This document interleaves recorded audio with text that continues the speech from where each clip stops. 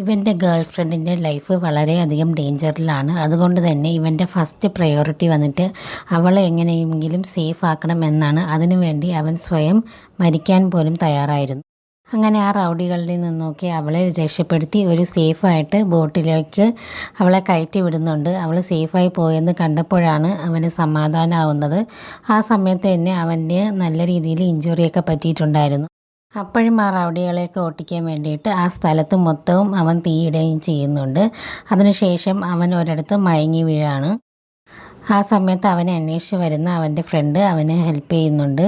അവന് നല്ല രീതിയിൽ ഇഞ്ചുറി പറ്റിയത് കൊണ്ട് തന്നെ അവനെ ഹോസ്പിറ്റലിലേക്ക് കൊണ്ടുപോകാൻ വേണ്ടി ശ്രമിക്കുകയാണ്.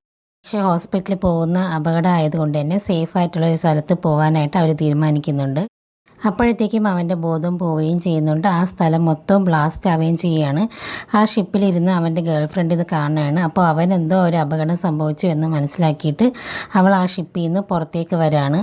ആരും അറിയാതെ ആ ഷിപ്പിൽ നിന്ന് അവൾ പുറത്തേക്ക് വരികയാണ്. എന്നിട്ട് അവൻ സേഫാണോ എന്ന് നോക്കാൻ വേണ്ടിയിട്ട് അവൾ വരുന്നുണ്ട്. അവൻ സേഫാണെന്ന് അറിഞ്ഞതിന് ശേഷം ആരും അറിയാതെ അവൾ മാറുന്നുണ്ട്. ആ സ്ഥലം മുഴുവനായിട്ട് ബ്ലാസ്റ്റ് ആവുന്നതിന് മുമ്പ് തന്നെ അവനെ അവിടെ നിന്ന് രക്ഷിച്ചിട്ടുണ്ടായിരുന്നു അവൻ്റെ ഫ്രണ്ട്.